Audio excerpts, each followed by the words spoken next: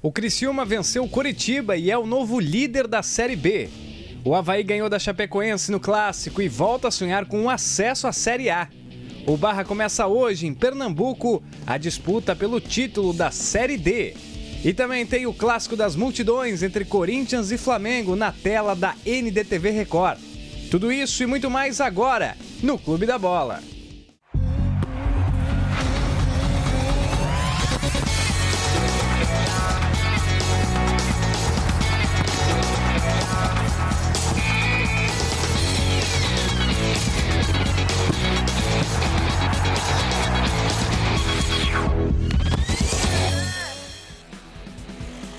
Boa tarde para você que gosta de futebol. Estamos começando mais um Clube da Bola aqui na NDTV Record, sábado 27 de setembro. Eu sou o Cacá Oliveira e comando o programa aqui de futebol na NDTV Record. Você viu já nos destaques, a gente vai falar muito de Chapecoense e Avaí, essa vitória do Leão da Ilha. Quero muito saber a opinião do Sérgio Badá.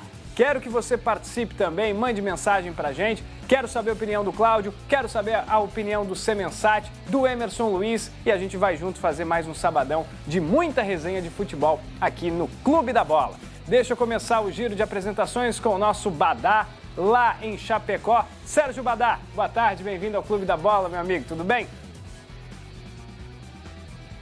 Olha, Cacá, poderia estar melhor, né? Tudo bem, como a gente gostaria que estivesse, não está, depois de mais uma derrota para o Avaí, quinto jogo no ano, que a Chapecoense não consegue, não tem Cristo que faça a Chapecoense ganhar do Avaí. Então, a corneta tá grande, mas fazer o quê, né?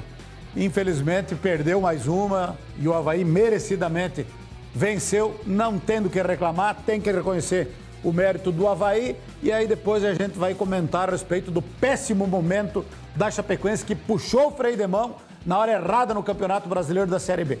10 jogos invicto, 10 jogos no G4 e aí agora 5 jogos sem vencer, 4 derrotas consecutivas, despencou na tabela de classificação e foi embora o sonho de acesso para a Série A, que era aquilo que eu acho que alguns dentro da Chapecoense estavam projetando.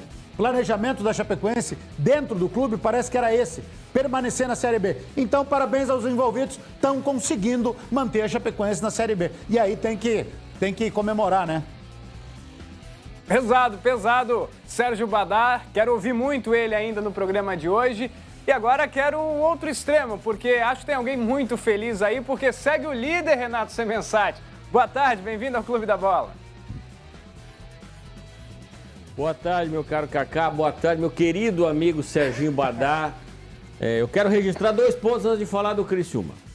Primeiro, o meu protesto veemente, porque tínhamos que ter começado aqui, pelo primeiro lugar, pelo líder do campeonato. Depois iríamos para Chapecó. Segundo ponto, quero me solidarizar com o Sérgio Badalotti, que foi massacrado pela torcida da capital, fazendo vídeos, chacotas. Eu não percebo neste homem mais aquela alegria de 3 semanas atrás. Então, o torcedor está maltratando demais o nosso Badá e eu quero ser solidário a ele, evidentemente, porque a última vez que a Chapecoense, a última vez que o Avaí pagou salário, o Criciúma era 19º, agora o Criciúma está em primeiro. E a Chapecoense acabou perdendo. Sobre o Criciúma, para fechar, tá tudo uma maravilha. Eduardo Batista fazendo um trabalho espetacular. Espetigre hoje. O estádio Heriberto Wilson tá praticamente lotado.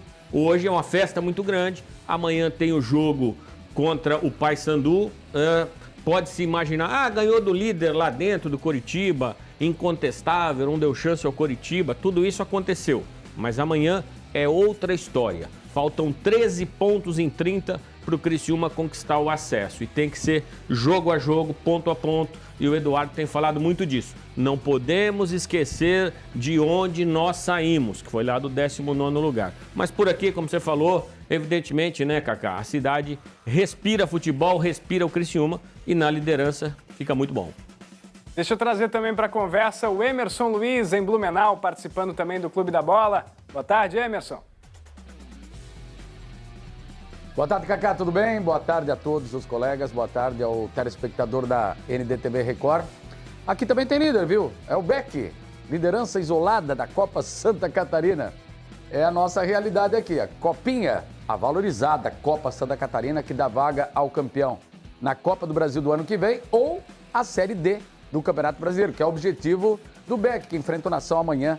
Só inverte o retorno a partir de agora aqui no Complexo Esportivo do SESI. Tem o Santa Catarina na nossa região, Itajaí também lidera o seu grupo. E tem Criciúma e Chapecoense, Criciúma, ou melhor, me confundi, Criciúma e Figueirense com 100% de aproveitamento. A Chapecoense é que recebe amanhã o Santa Catarina na Arena Condá e também não está bem na Copa Santa Catarina. Um dos destaques aqui dentro da nossa participação, representando o Vale Blumenau. Cacá. Valeu, Emerson. E nos estúdios aqui da NDTV Record em Florianópolis, comigo, Cláudio Caticarte. Cláudio, temos informação no nosso portal ND+. Figueirense ainda não definiu o técnico para 2026. O que você descobriu? Boa tarde. Boa tarde, Cacá, o Badá, também o Renato Semensati, o Emerson, né? E todos que nos acompanham aqui no Clube da Bola. A gente também vai falar daqui a pouco do Avaí, né? Que venceu a Chapecoense. Vamos ver que Avaí vai ter daqui para frente, né? Esse jogo contra o Curitiba, segunda-feira, vai ser o marco para ver se o Avaí permanece ou ainda tem chance de brigar pela classificação para a Série A do ano que vem. Novo treinador também, que a gente vai falar, o Vinícius Bergantin. Do lado do Furacão, Vaguinho Dias tem reunião marcada essa semana com o Figueirense. Para quarta-feira, a diretoria do Figueirense pode até antecipar. Matéria que a gente trouxe há pouco, antes de entrar aqui no Clube da Bola. Está aí o portal ND+, na sua tela. Vaguinho Dias, que pediu a sua rescisão antecipada de contrato com a equipe do Marcílio Dias essa semana e marcou essa reunião para quarta. A diretoria do Figueirense está tentando antecipar, inclusive, essa conversa com o Vaguinho Dias. Ainda não tem nada fechado, a negociação ainda nem iniciou. Vai iniciar a partir dessa reunião. Agora, convenhamos, né, Cacá? Você chama o treinador para uma reunião, é porque a situação já deve estar um pouco, vamos dizer assim, já praticamente sedimentada, né? Foi uma bomba o pedido de demissão do Vaguinho Dias no final da semana. E outra bomba agora se ele assumir o Figueirense. Então é um dos assuntos que a gente tem também no Clube da Bola. Mas vamos começar falando sobre a vitória do Avaí na quinta-feira contra a Chapecoense lá na Arena Condá. Ainda sob o comando do interino Marquinhos Santos, o Leão da Ilha venceu por 1-0 o gol do atacante Kleber. Cláudio, vitória que recoloca o Avaí na briga pelo acesso ou é se empolgar demais? Qual é a tua análise de uma grande vitória do Avaí depois de muito tempo aí? Dá um ânimo no torcedor do Leão da Ilha. Perfeito. Eu concordo com o que o Badá falou. Porque o Avaí está atrás da Chape, inclusive. Está atrás um ponto da Chape, né? A Chape 41, o Avaí 40. Concordo com o Badá que a vitória foi justa. Foi da equipe que teve as melhores oportunidades, apesar de a gente identificar que a Chapecoense começa com uma marcação com linha alta e a primeira oportunidade de gol é do Giovanni Augusto, um chute fora da área, né? Mas o Avaí foi a equipe que teve maior posse de bola, 54%, teve mais finalizações, não tantas maiores, mas mais finalizações com o adversário e as melhores oportunidades de gol. Teve uma bola na trave no primeiro tempo do JP, o Taylor perdeu um gol também ainda no primeiro tempo e no segundo tempo, né? O próprio JP no segundo tempo, não sei, ele jogou a bola, acabou não encontrando o gol, pegou a rede, né, pelo lado de fora. Mas quando ainda estava 0-0, o Walter Clar, né, teve uma chance incrível para a equipe da Chapecoense e o Bruno Leonardo dentro da área também, né? Mas tirando isso, o Avaí foi superior num sistema, viu, que o técnico interino, Marquinhos Santos, que disse, eu não quero ser chamado de burro, sou ídolo aqui, né? Quero permanecer nessa condição de diretor técnico. Mas ele, lógico, com pouco tempo de treinamento, ele fez o que, na minha opinião, tem que fazer nessa Série B. Né, que é estratégia. Jogou num 4-5-1, fechou os lados, sabe que a Chapecoense joga, né, com seus laterais, apesar de ter colocado um atacante lateral direito, o Marcinho, já que perdeu ali o Gabriel Inocêncio, mesmo assim jogou com um atacante pelo lado. Todo mundo sabe a força que tem pelo corredor esquerdo do Walter Clar, então ele fechou bem, né, uma linha de 4 na defesa, 5 jogadores no meio de campo e o Kleber lá na frente.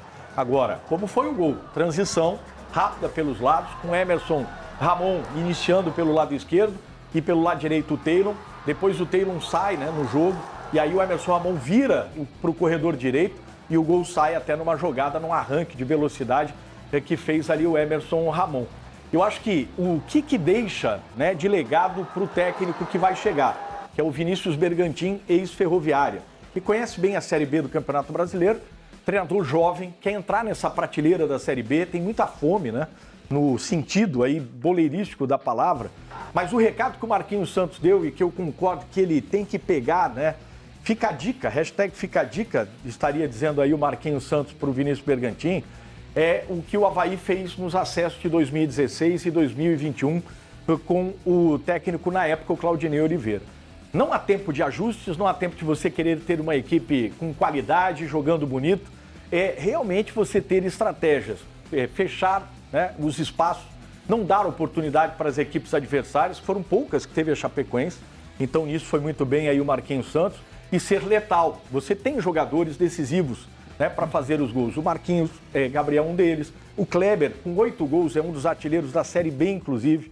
O Emerson Ramon fazer o que ele sabe mais, né? Esse jogo de profundidade pelo lado, jogador de velocidade, que rompe linhas. Tem o JP, que está fora do jogo contra o Curitiba, tomou um cartão bobo nesse jogo contra a Chapecoense, mas um jogador que abre esse jogo entre linhas também, que faz acontecer, né? E que ajuda até a colocar o artilheiro. O Kleber não estava bem no jogo, mas o artilheiro você tem que usar mais, ele precisa receber mais essa bola em condições na zona de finalização.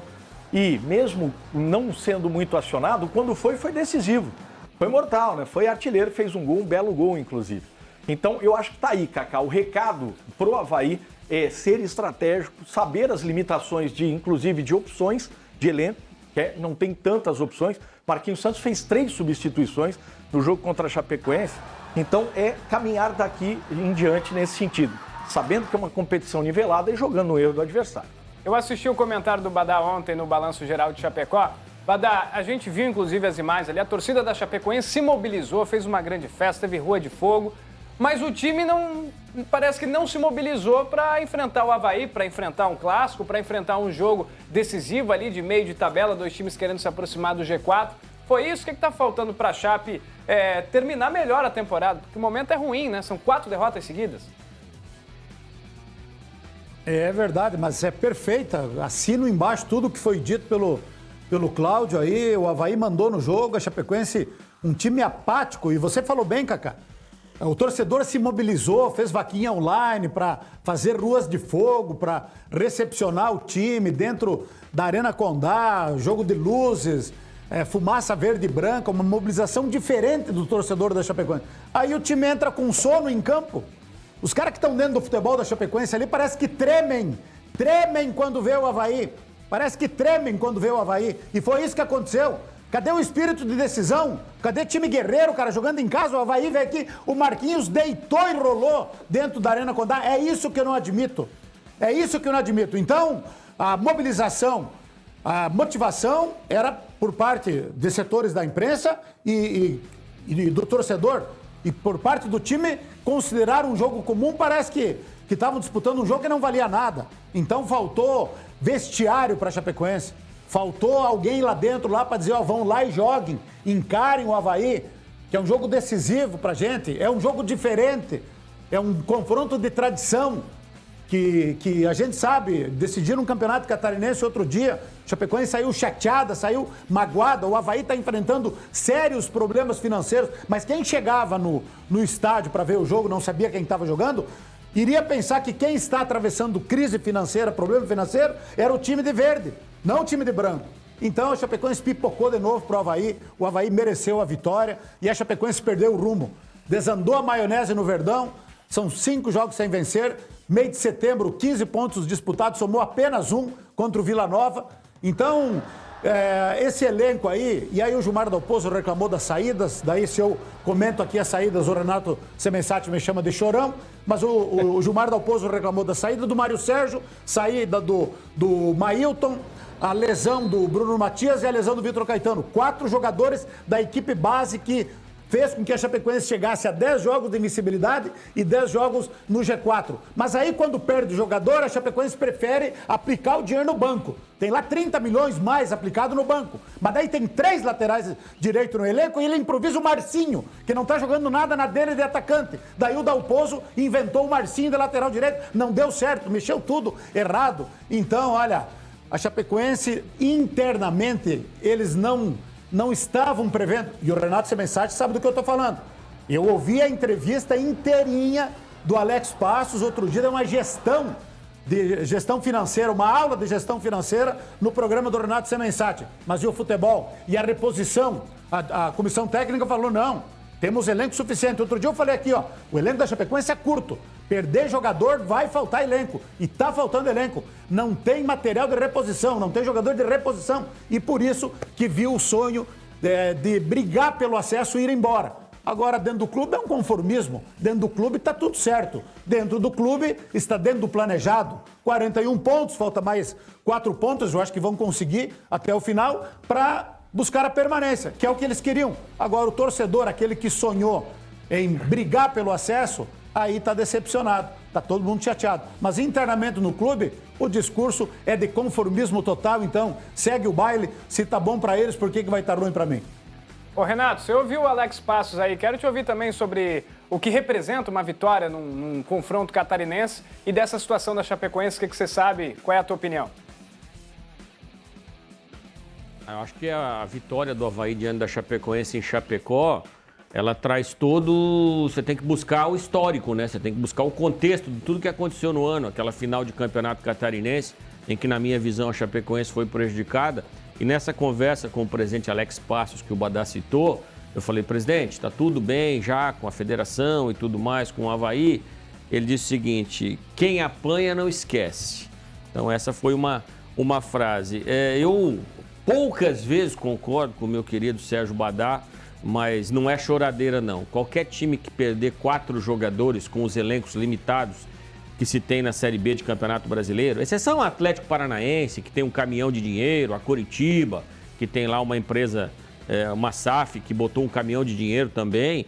Se o Criciúma, por exemplo, a Chapecoense veio jogar aqui com o Criciúma, aí 2 dos zagueiros titulares estavam fora. Por exemplo, se você tirar o Rodrigo e o Castan da defesa do Criciúma, evidentemente que essa sequência que o Criciúma tem de 6 jogos sem sofrer gol, ela iria se modificar. Então a Chapecoense perdeu o zagueiro, aliás, perdeu o Mailton, seu principal jogador, perdeu o Bruno, volante, machucado, enfim, teve uma série e aí acabou pesando na balança, o elenco curto faz a diferença. O que não tira em absoluto o mérito do Avaí. Eu vi esse jogo, mandou no jogo, Marquinhos armou muito bem o time, parabéns para ele. Pelo que eu entendi na coletiva do Marquinhos, ele gostaria de continuar como interino, mas o Bergantin está chegando.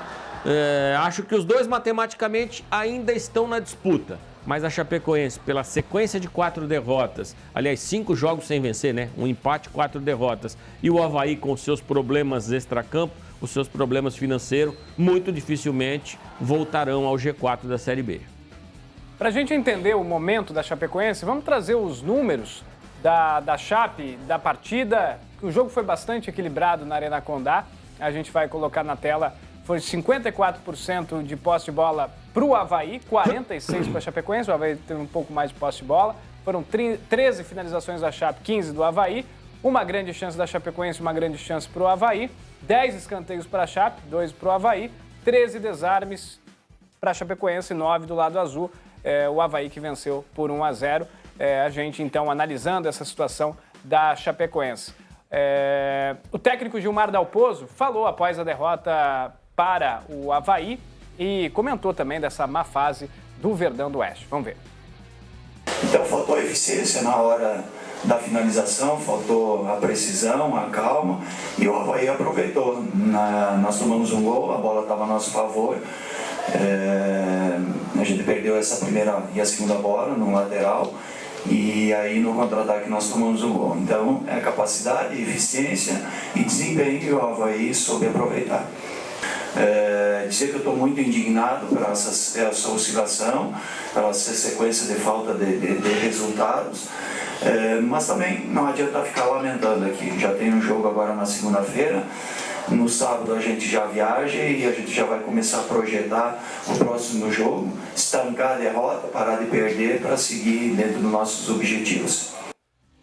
Ô Badá, também te ouvi comentando sobre a forma como o Dalpozo tem se comunicado, um tom de um pouco mais de conformismo. Isso também tem incomodado a imprensa, a torcida. Quer dizer, está jogando a toalha na questão do acesso. O Dalpozo vai terminar o ano, ele corre algum risco de sair, tem alguma possibilidade de troca de técnico. Ele ainda é o técnico que pode dar o gás para a arrancada da Chape, para a Chapecoense voltar ao G4. Como é que está essa relação da comissão técnica e do que tem falado a comissão técnica da Chapecoense? Não, o Gilmar Dalpozo não corre nenhum tipo de risco. Inclusive, o presidente Alex Passos ligou para alguns colegas ontem, escolheu alguns colegas e ligou. Ele tomou a iniciativa de ligar para reforçar o prestígio do Gilmar Dalpozo. Está tudo dentro do planejado, tudo dentro daqueles que eles programaram, que era uma Série B tranquila, que era uma Série B segura, sem correr riscos. E até a 23ª rodada foi realmente uma campanha excelente, acima do que se esperava. Eu falei já muitas vezes aqui que eu não esperava que esse elenco pudesse ter um início tão bom de Série B, só que agora meio que caiu na realidade, principalmente depois dessas saídas aí, desses jogadores que foram citados. E o Gilmar Dalpozo, ele falou ali, estamos próximos dos nossos objetivos. Qual é? De fazer a pontuação necessária para permanecer na Série B. Então ele tem méritos, né? Ele conseguiu no começo ali fazer o time realmente jogar bem até a 23ª rodada. Aí como é que o torcedor não vai sonhar? O torcedor sonha, o torcedor tem ambição. Se falou muito aqui, olha, podemos sonhar com Série A, podemos sonhar com um acesso. E até a 23ª rodada contra o Atlético lá, venceu por 4-0, foi o primeiro jogo sem o Mailton. Aliás, saiu o Mailton, entrou o Gabriel Inocêncio. Nesse último jogo não foi nem relacionado, ninguém explicou por quê. Tem muita conversinha de bastidores aí, a Chapecoense tem que explicar o porquê que o Gabriel Inocêncio não está nem relacionado. Alguma coisa aconteceu depois do jogo lá contra o Criciúma, depois do jogo contra o Cuiabá, enfim.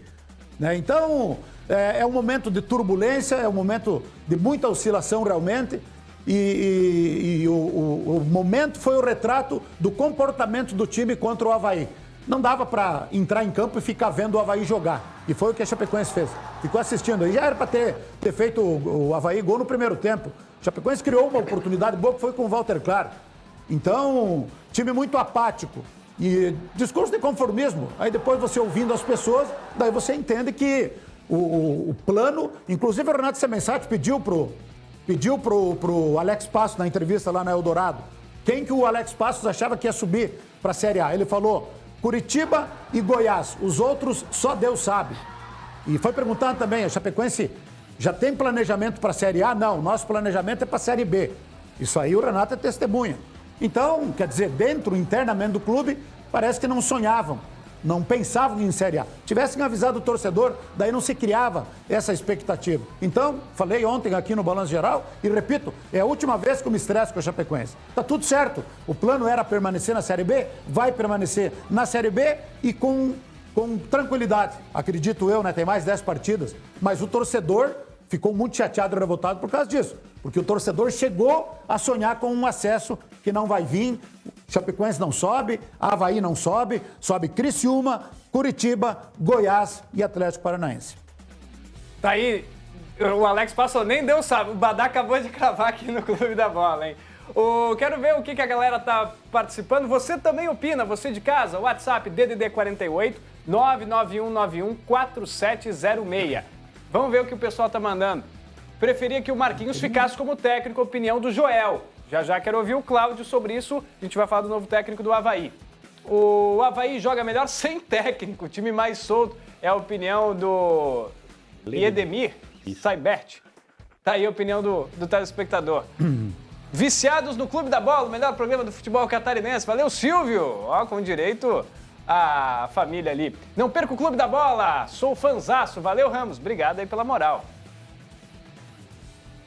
Essa a participação do público. E o Avaí está de técnico novo. Vinícius Bergantin, ex-ferroviária de Araraquara, assume o clube nessa reta final da Série B. Cláudio, é um bom nome? O que a gente pode esperar do Vinícius para a sequência do trabalho até final do ano? O pessoal tem comentado, podia ficar o Marquinhos, deixa sem técnico, o time joga melhor. Mas o Vinícius vai trabalhar no Avaí na ressacada. Pois é, Cacá, a gente até falou no Balanço Geral durante a semana, né, que o Avaí, pela situação financeira que está, se estivesse com saúde financeira, traria treinadores, talhados para acesso. Cláudio Tencati, no Criciúma, recentemente, 2023, está no mercado e estava no mercado, não está mais o Louser, né? Humberto Louser, que acertou com o Vila Nova, mas estava até então, quando a gente comentou aqui no Balanço Geral. Como a situação não está para isso, né, para trazer um treinador de ponta, para acesso, o que o Avaí pensou? Vamos ver o que cabe dentro do orçamento. Eu tinha dado a opinião no Balanço Geral, para mim eu manteria o Marquinhos Santos. Diferente da percepção que o Renato teve na coletiva ali do Marquinhos Santos, a informação que a gente tem é que ele não quer. Ele sabe da questão volátil de treinador, né? Porque, como ele até brincou na coletiva, não quero ser chamado de burro pelo pessoal do parapeito, né? E ele sabe a condição de ídolo e a importância que ele tem nessa mediação entre vestiário e a diretoria, ou seja, entre os jogadores e a diretoria. Aliás, é muito dele também, além do Jair Ventura, a manutenção desse time competitivo como foi, inclusive contra a Chapecoense, mesmo com salários atrasados, 4 meses de imagem e 2 de CLT. O Vinícius Bergantin é o treinador que deu início ao acesso da Ferroviária da Série C para a Série B no ano passado e fez com que ele fosse contratado na comissão técnica do Flamengo pelo ex-treinador da Seleção Brasileira, na época no Flamengo, Tite. Tite queria acertar a defesa da equipe do Flamengo e contratou um auxiliar técnico, ou contratou como auxiliar técnico, justamente para fazer esse ajuste na defesa do Flamengo à época, que tinha, né, um desequilíbrio entre a questão ofensiva e defensiva.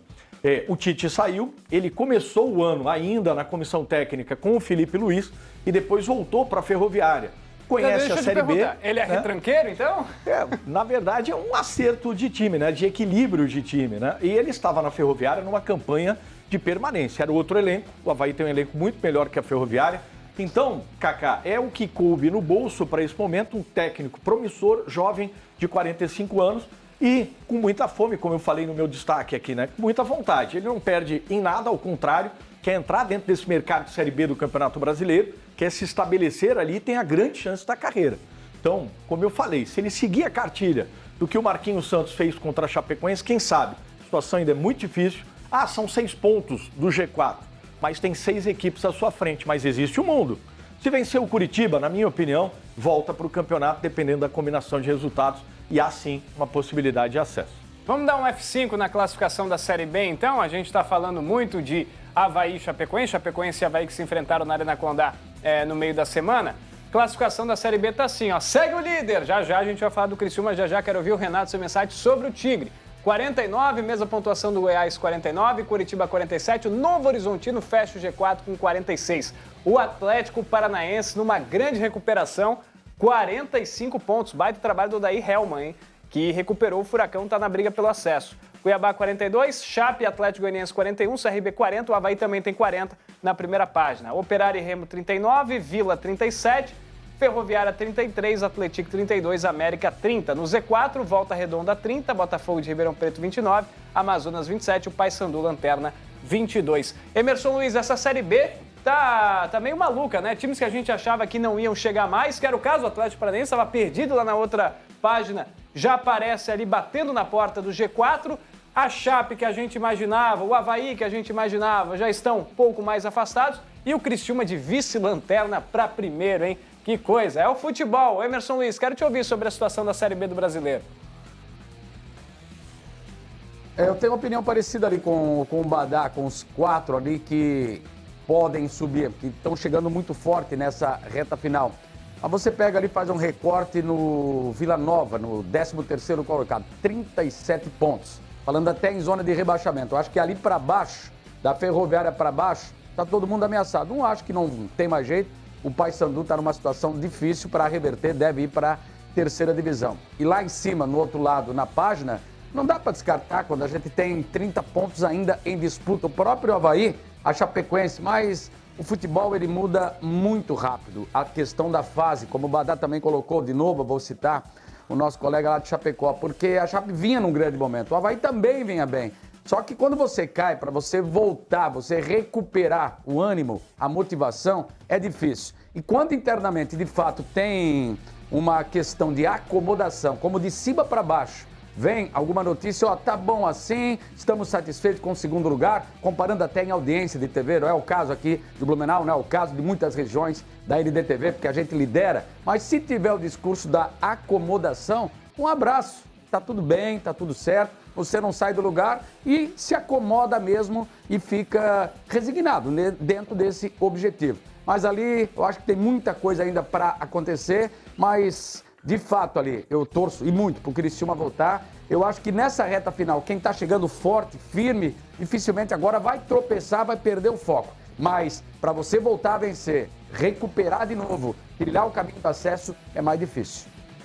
Tá, e portanto, a gente está encaminhando para o final do primeiro bloco e, Renato, a gente não começou com o Criciúma porque o melhor é sempre no final, né? Então a gente vai fechar esse primeiro bloco falando do Tigre. Que vitória do Criciúma lá no Couto Pereira, o Tigre venceu com autoridade o Coritiba, Rodrigo e Nicolas fizeram os gols da vitória. Renato, que recuperação do Criciúma, o Eduardo Batista pegou o time lá embaixo e está liderando com o Criciúma. Teve uma imagem bem marcante também que foi ele se emocionando, né, chorando. Enfim, quero te ouvir sobre essa recuperação do Criciúma e o Eduardo Batista, que por 2 vezes bateu na trave com o Novo Horizontino. Quem sabe o Tigre catarinense, ele não conquiste o acesso, hein? Eu tenho dito o seguinte aqui, né? É evidente que o torcedor, ele quer o acesso, nós que trabalhamos na imprensa aqui também queremos, mas ninguém quer mais que o Eduardo Batista. Só para lembrar, em 2023, quando o Criciúma subiu, o Eduardo Batista dirigiu o Novo Horizontino e chegou na última rodada na 5ª colocação. Ganhou do Criciúma, entrou no G4 a maioria dos 90 minutos, mas nos minutos finais o Juventude virou em cima do Ceará e o Juventude subiu, o Novo Horizontino ficou fora. O ano passado foi diferente, né? O Novo Horizontino ficou no G4, chegou a assumir a liderança da competição ali pela 29ª rodada, entrou na última rodada no G4 com 3 pontos de vantagem em relação ao Ceará, mas perdeu o jogo para o Goiás eliminado, Ceará ganhou, empataram em pontos e o Novo Horizontino com o Eduardo Batista ficou fora mais uma vez. Ele pegou um time muito mal, tomou de 6 do Bragantino no segundo jogo, na Copa do Brasil, chegou em casa, perdeu para o Coritiba, foi vaiado. Teve um negócio que eu não entendi até agora, teve uma torcida organizada que levou uma faixa escrito 4-4-2 já, né? Porque ele é o adepto do 3-5-2. Pois ele seguiu dentro da sua convicção, teve com a gente lá na Rádio Eldorado e falou o seguinte, eu conversei com os jogadores, e isso lá atrás, hein? Ele falou, eu conversei com os jogadores e disse assim, ó, vocês já jogaram no 4-4-2, no 3-6-1, no 4-3-3 e não deu certo nada. Nós vamos assim até o fim do campeonato. O Criciúma contratou jogadores muito interessantes, como o Filipinho, lateral esquerdo, que repôs o Marcelo Hermes, o Marcinho, lateral direito, que estava na reserva lá do Atlético Goianiense, é hoje o principal jogador. E tem um jogador sem grife, meu caro Kaká, que jogou o Campeonato Catarinense, que o Eduardo identificou como símbolo do Criciúma, que é simplicidade, mas muita vontade. Chama-se Gui Lobo. Ele não veio do São Paulo, do Santos, do Corinthians, do Flamengo, não. Ele veio do Santa Catarina, que não tem Série A, Série B, Série C, Série D. E hoje é titular absoluto. A vitória contra o Coritiba, como se viu ali nos lances, ela foi absolutamente tranquila. Coritiba teve uma chance de gol, colocou a bola na trave. O goleiro Alisson não fez uma defesa sequer. E esse gol aí do Rodrigo, ele não acontece por acaso. Foram 2 gols de bolas alçadas contra a Chapecoense, foi gol de bola parada contra o CRB. Os últimos 6 gols do Criciúma tiveram origem na bola parada, na qualidade do Jonathan Robert e, evidentemente, também dos cabeceadores. O Mozart, técnico do Coritiba, quando foi na coletiva, ele disse o seguinte, eu aumentei a estatura do meu time porque eu vi que dos últimos 25 gols do Criciúma, 14 saíram de bola parada. Então, isso é trabalho. E este segundo gol, esse aí que sai do lateral, ó, contra o CRB, teve um pênalti, exatamente assim. O Rodrigo desvia na primeira trave para o Nicolas, que está na segunda. O zagueiro, para não deixar ele fazer o gol do CRB, fez a penalidade. Aí ele estava totalmente livre de marcação. Eu diria que foi uma vitória... Como ela foi sem nenhum tipo de susto, eu diria que foi uma vitória surpreendente. Com 18 mil pessoas no Couto Pereira, o Criciúma fez uma vitória espetacular. Eu tenho dito o seguinte aqui, Kaká, para fechar. Eu não sei se o Criciúma vai ser campeão, eu não sei sequer se o Criciúma vai subir, mas a campanha de recuperação, capitaneada pelo Eduardo Batista, também comandada pelo executivo de futebol que foi trocado, o Ítalo Rodrigues, que foi campeão da Série B com o Vitória da Bahia. Ele está buscando aí o bicampeonato. Esses dois profissionais, claro que com toda uma equipe, mandaram jogadores embora que não queriam nada com nada, remodelaram o grupo. Esses dois profissionais têm um peso muito grande nessa grande campanha de recuperação do Criciúma. Vamos ouvir então o técnico responsável aí por liderar a Série B do Campeonato Brasileiro, o Eduardo Batista, falou logo após a vitória para cima do Coritiba sobre esse momento maravilhoso do tricolor carvoeiro. Vamos ver. Bastante feliz, né? Quando a gente vem para cá, o nosso time é um time muito pé no chão, né? Nosso time nós já andamos ali pelo quase último lugar. E o pé no chão é uma marca nossa, né? De não ter soberba, de não ter nada. Mas a gente veio aqui e sabia que a gente podia ganhar. Sabia, sim, que o ponto era importante, né? E a gente valorizou isso. Mas a gente também sabia que a gente podia tirar proveito, né? E somar os 3 pontos.